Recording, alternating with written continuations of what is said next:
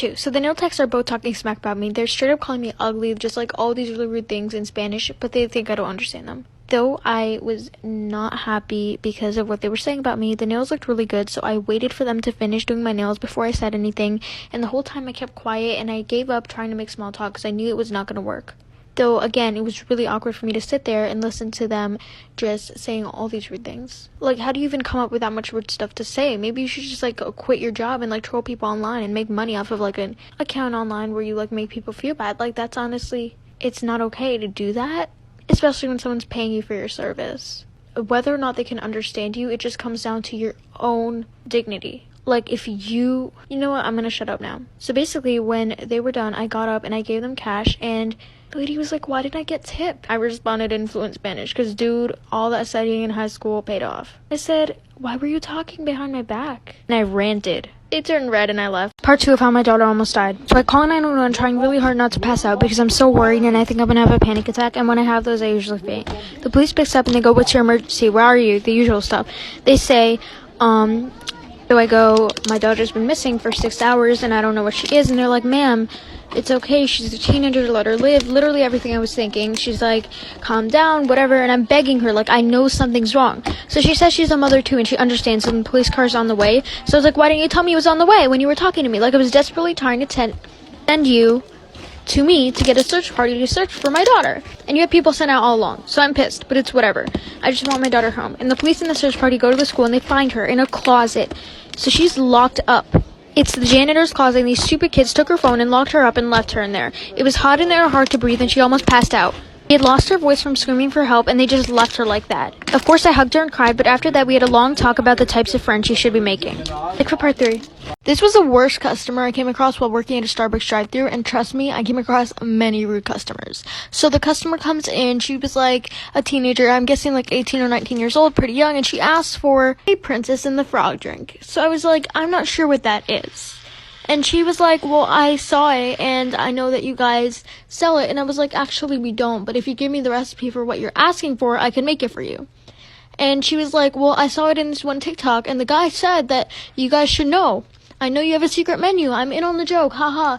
And I was like, well, actually, I have no idea what that is. I love Tiana. I love Princess and the Frog. So I can definitely make you something inspired by that, like matcha or like mint. She was like, no, actually, Tiana is so amazing, and I love the movie, but you're just nothing like her. I was like, what does that mean? She's like, well, Tiana's pretty. I was like, excuse me? She's like, I'm just posting it. Make whatever you want. I come out with, like, something I tried really hard on. It's like, what is this? This is not what I ordered. This is how I was about to get expelled for doing nothing. You know that one teacher that hates you with no valid reason and makes it very obvious? Yeah, so in middle school, that teacher decided she needed me out of her classroom. To my teachers in middle school, if you're watching this is not my story. So she did everything in her power to make me miserable. She called me over to her desk and yelled at me in front of everyone because I got a good grade and she was convinced I cheated. By the way, I had studied really hard. She just couldn't see me succeed.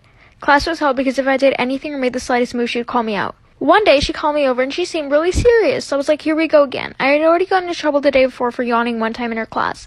I'm sorry you give us so much homework and then school starts so early.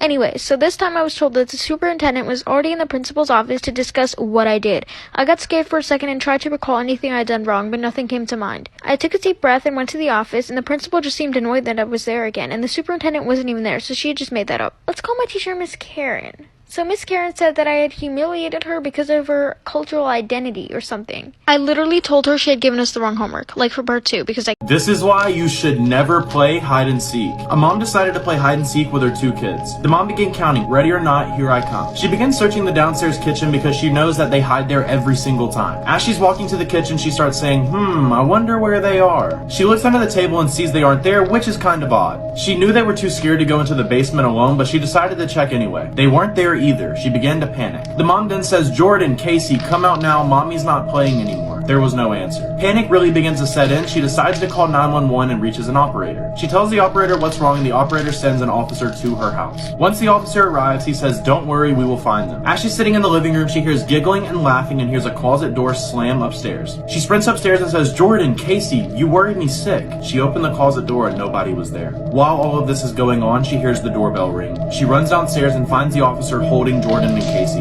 The officer says they were hiding in the shed out back. Then Jordan looks at mommy and says, Why were you telling us to stay in the Story time of how my daughter almost died. So my daughter never sneaks out or anything like that. She's a good kid, and I trust her.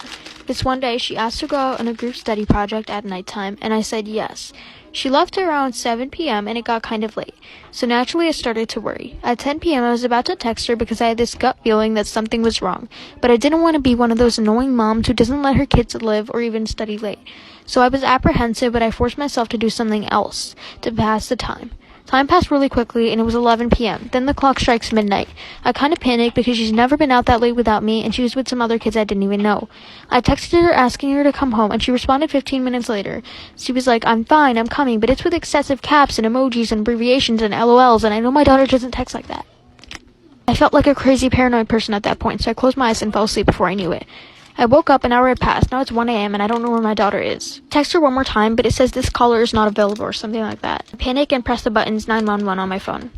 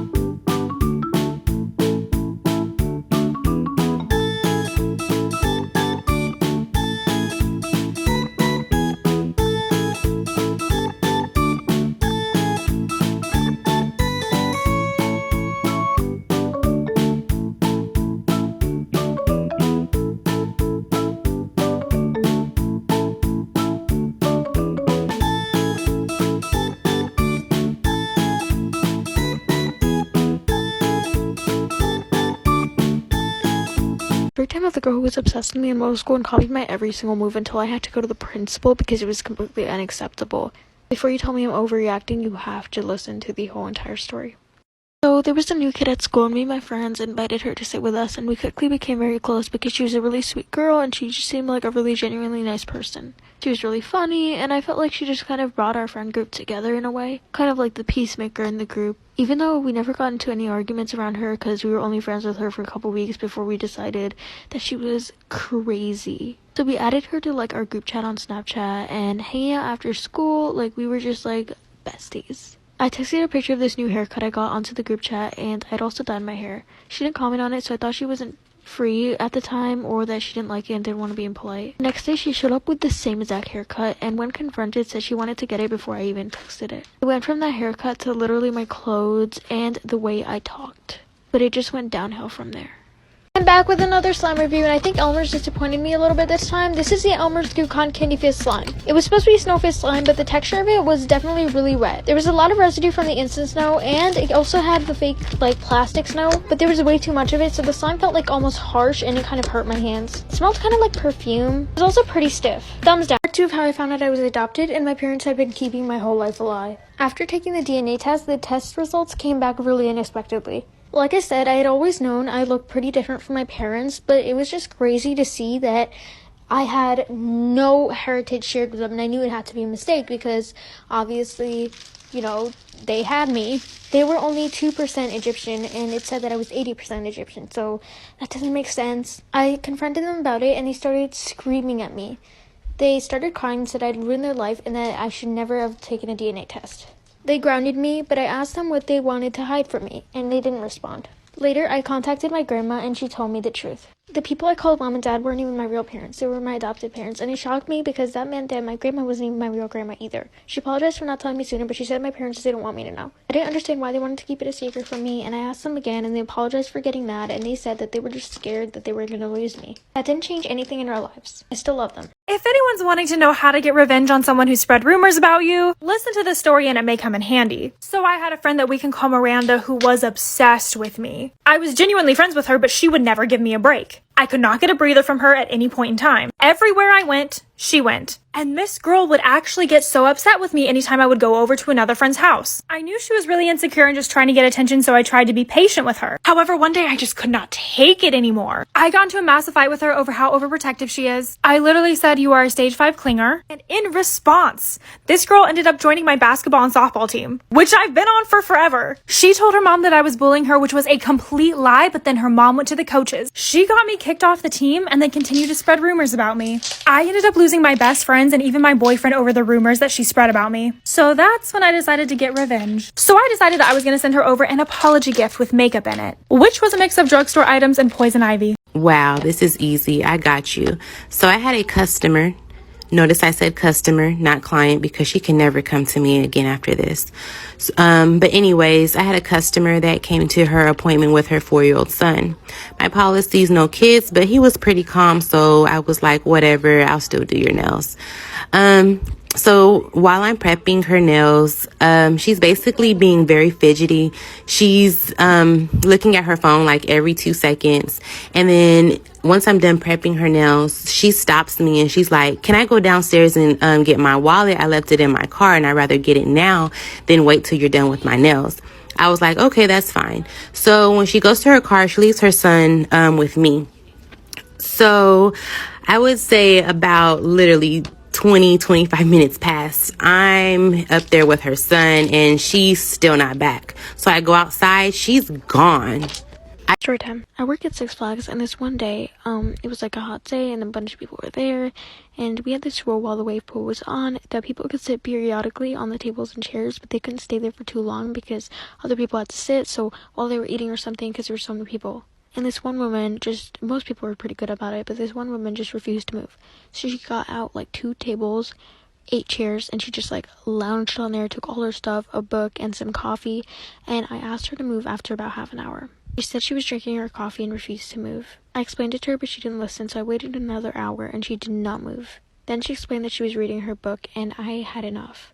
So she asked me to call the manager if she wanted me to move because she was not going to move. Such a Karen. I called over the manager, but he let it go because she claimed to have heart problems, and that was why she couldn't move too much. I was not about to harass someone with heart problems. Then she wanted to go on this like really big ride. She insisted on going, but I was like, "No, you can't go. You have heart problems."